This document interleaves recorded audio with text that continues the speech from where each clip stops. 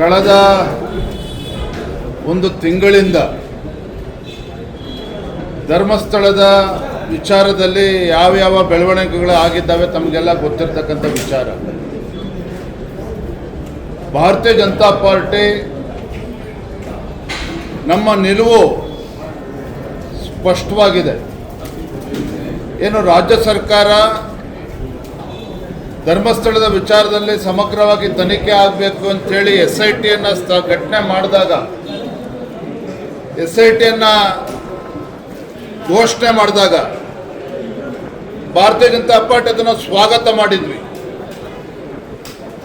ಏನು ಈ ವಿಚಾರದಲ್ಲಿ ಸಮಗ್ರವಾಗಿ ತನಿಖೆ ಆಗಬೇಕು, ಪಾರದರ್ಶಕವಾಗಿ ತನಿಖೆ ಆಗಬೇಕು,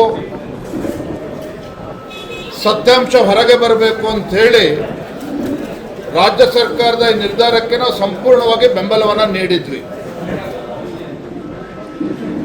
ಇವತ್ತು ಕೂಡ ಅದರಿಂದ ನಾವು ಹಿಂಸರಿದಿಲ್ಲ. ಆದರೆ ತನಿಖೆಯ ಸಂದರ್ಭದಲ್ಲಿ ಯಾವ ರೀತಿ ನಿರಂತರವಾಗಿ ಸಾಮಾಜಿಕ ಜಾಲತಾಣಗಳಲ್ಲಿ ಅಪಪ್ರಚಾರಗಳು ನಿರಂತರವಾಗಿ ನಡ್ಕೊಂಡು ಬಂದಿದೆ,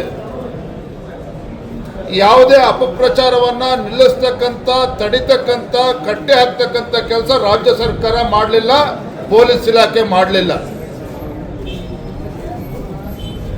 ರಾಜ್ಯ ಸರ್ಕಾರ ಅಥವಾ ಪೊಲೀಸ್ ಇಲಾಖೆಗೆ ಬೇರೆ ಬೇರೆ ಸಂದರ್ಭದಲ್ಲಿ 24 ಗಂಟೆಯಲ್ಲಿ FIR ಅನ್ನು ರಿಜಿಸ್ಟರ್ ಮಾಡ್ತಕ್ಕಂಥ ಕೆಲಸ ಮಾಡ್ತಾರೆ. ನಮ್ಮ ದಕ್ಷಿಣ ಕನ್ನಡದಲ್ಲಿ ಪೂವಪ್ಪ ಅಂತಕ್ಕಂಥ 81 ವರ್ಷದ ಒಬ್ಬ ಹಿರಿಯ ಕಾರ್ಯಕರ್ತರು ರಾತ್ರಿ 1 ಗಂಟೆಗೆ ಹೋಗ್ತಾರೆ. ಪೊಲೀಸರು ರಾತ್ರಿ 1 ಗಂಟೆಗೆ ಹೋಗಿ ಅವರ ಫೋಟೋನ ತೆಗಿತಕ್ಕಂಥ ಕೆಲಸ ಮಾಡ್ತಾರೆ, ಕಾನೂನು ಸುವ್ಯವಸ್ಥೆನ ಕಾಪಾಡಬೇಕು ಅನ್ನುವ ನೆಪದಲ್ಲಿ. ಬೇರೆ ಬೇರೆ ಸಂದರ್ಭದಲ್ಲಿ ಹಿಂದೂ ಕಾರ್ಯಕರ್ತರು ಸಾಮಾಜಿಕ ಜಾಲತಾಣದಲ್ಲಿ ಯಾವುದನ್ನಾದರೂ ಪೋಸ್ಟ್ ಮಾಡ್ತಾರೆ ಅಂತ ಹೇಳಿದ್ರೆ ಒಂದು ಕ್ಷಣ ತಡೆ ಮಾಡ್ದೇನೆ ರಾಜ್ಯ ಸರ್ಕಾರ ಅವ್ರ ವಿರುದ್ಧ FIR ರಿಜಿಸ್ಟರ್ ಮಾಡಿ, ಸುಮೋಟೋ ಕೇಸ್ ರಿಜಿಸ್ಟರ್ ಮಾಡಿ ಅವ್ರನ್ನ ಅರೆಸ್ಟ್ ಮಾಡ್ತಕ್ಕಂಥ ಅನೇಕ ಉದಾಹರಣೆಗಳು ಕಳೆದ 2.5 ವರ್ಷದಲ್ಲಿ ನಾವು ನೋಡಿದ್ದೇವೆ. ಆದರೆ ಧರ್ಮಸ್ಥಳದ ವಿಚಾರ ಬಂದಾಗ ಕೋಟ್ಯಾಂತರ ಭಕ್ತರ ಭಾವನೆಗೆ ಧಕ್ಕೆ ತರ್ತಾ ಇದ್ರೂ ಸಹ ಈ ಅಪಪ್ರಚಾರಗಳು ರಾಜ್ಯ ಸರ್ಕಾರ ಇದನ್ನು ತಡಿತಕ್ಕಂಥ ಕೆಲಸ ಮಾಡಲಿಲ್ಲ. ಇದು ವ್ಯವಸ್ಥಿತವಾಗಿರ್ತಕ್ಕಂಥ ಷಡ್ಯಂತ್ರ ರಾಜ್ಯ ಸರ್ಕಾರದ ವತಿಯಿಂದ. ಈ ಅಪಪ್ರಚಾರಗಳನ್ನು ತಡಿಬೇಕು ಅಂತಕ್ಕಂಥ ಇಚ್ಛಾಶಕ್ತಿ ರಾಜ್ಯ ಸರ್ಕಾರಕ್ಕೆ ಇರಲಿಲ್ವೋ, ಅಥವಾ ರಾಜ್ಯ ಸರ್ಕಾರವೇ ಎಲ್ಲೊಂದು ಕಡೆ ಅಪಪ್ರಚಾರಕ್ಕೆ ಕುಮ್ಮಕ್ಕನ್ನು ಕೂಡ ನೀಡುತ್ತಾ ಇದೆಯೋ, ಇವೆಲ್ಲ ಗುಮಾನಿಗಳು ಇವತ್ತು ರಾಜ್ಯಾದ್ಯಂತ ಅಥವಾ ರಾಜ್ಯದ ಅಸಂಖ್ಯಾತ ಭಕ್ತರಲ್ಲಿ ಚರ್ಚೆ ಆಗ್ತಾ ಇದೆ. ನಮಗೆ ರಾಜ್ಯ ಸರ್ಕಾರದ ನಡವಳಿಕೆ ಬಗ್ಗೆನೂ ಕೂಡ ಈ ಅಪಪ್ರಚಾರ ಹಿಂದೆ ತಡೆದೇ ಇರತಕ್ಕಂಥ ವಿಚಾರದಲ್ಲಿ ನಮಗೂ ಕೂಡ ಅನುಮಾನಗಳು ಕಾಡ್ತಾ ಇದೆ. ದಿನೇಶ್ ಗುಂಡೂರಾವ್ ಅವರೇನೇ ಹೇಳಿಕೆ ನೀಡಿದ್ದಾರೆ, DK ಶಿವಕುಮಾರ್ ಅವರು ಯಾವ ರೀತಿ ಹೇಳಿಕೆಗಳನ್ನು ಕೊಟ್ಟಿದ್ದಾರೆ ಷಡ್ಯಂತ್ರ ಅನ್ನೋ ವಿಚಾರದಲ್ಲಿ, ಇವೆಲ್ಲವೂ ಕೂಡ ನಿಮಗೆ ಗೊತ್ತಿದೆ. ಎಲ್ಲದರ ನಡುವೆನೂ ಕೂಡ ಇವತ್ತಿಗೂ ಕೂಡ ಯಾವ ದುಷ್ಟ ಶಕ್ತಿಗಳು ಈ ಷಡ್ಯಂತ್ರದ ಹಿಂದೆ ಕೆಲಸ ಮಾಡ್ತಾ ಇದೆ, ಯಾವ ಸಂಘಟನೆಗಳು ಇದರಿಗೆ ಶಕ್ತಿ ತುಂಬುವಂಥ ಕೆಲಸ ಮಾಡ್ತಾ ಇದ್ದಾವೆ, ಇದನ್ನು ಬಲಿ ಹಾಕ್ತಕ್ಕಂಥ ಕೆಲಸಕ್ಕೆ ರಾಜ್ಯ ಸರ್ಕಾರ ಮಾಡದೇ ಇರತಕ್ಕಂಥ ಸಂದರ್ಭದಲ್ಲಿ ಭಾರತೀಯ ಜನತಾ ಪಾರ್ಟಿ ನಾವಿವತ್ತು ನಿರ್ಧಾರ ಮಾಡಿದ್ದೇವೆ. ರಾಜ್ಯದ ಎಲ್ಲ ವಿಧಾನಸಭಾ ಕ್ಷೇತ್ರಗಳಲ್ಲಿ ಮುಂದಿನ ಒಂದು ವಾರ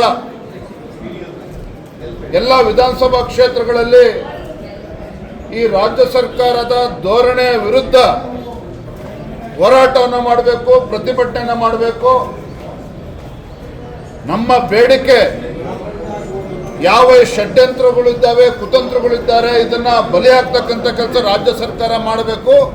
ಇಂಥ ದುಷ್ಟಶಕ್ತಿಗಳ ವಿರುದ್ಧನೂ ಕೂಡ ಕೇಸನ್ನು ರಿಜಿಸ್ಟರ್ ಮಾಡಿ ಅವ್ರ ಮೇಲೆ ಬಿಗಿಯಾಗಿರ್ತಕ್ಕಂಥ ಒಂದು ಕ್ರಮವನ್ನು ತೆಗೆದುಕೊಳ್ಬೇಕು, ಶಿಕ್ಷೆ ಆಗಬೇಕು. ಹಾಗಾಗಿ ಭಾರತೀಯ ಜನತಾ ಪಾರ್ಟಿ ಹೋರಾಟವನ್ನು ಮಾಡ್ತೇವೆ. ಪ್ರತಿ ವಿಧಾನಸಭಾ ಕ್ಷೇತ್ರದಲ್ಲೂ ಕೂಡ ನಾವು ಹೋರಾಟವನ್ನು ಮಾಡ್ತೇವೆ. ಧರ್ಮದ ಉಳಿವಿಗಾಗಿ ಧರ್ಮ ಯುದ್ಧ ಇವತ್ತು ಘೋಷಣೆ ಮಾಡಿದ್ದೇವೆ. ನಾಳೆಯಿಂದ ಮುಂದಿನ ಒಂದು ವಾರ ಎಲ್ಲ ವಿಧಾನಸಭಾ ಕ್ಷೇತ್ರದಲ್ಲೂ ಕೂಡ ನಾವು ಪ್ರತಿಭಟನೆಯನ್ನು ನಾವು ಮಾಡೋರಿದ್ದೇವೆ. ಯಾವತ್ತಿನ ಸರ್? ಸೋಮವಾರದಿಂದ ನಾಳೆಯಿಂದನೇ ಪ್ರಾರಂಭ ಆಗ್ತದೆ.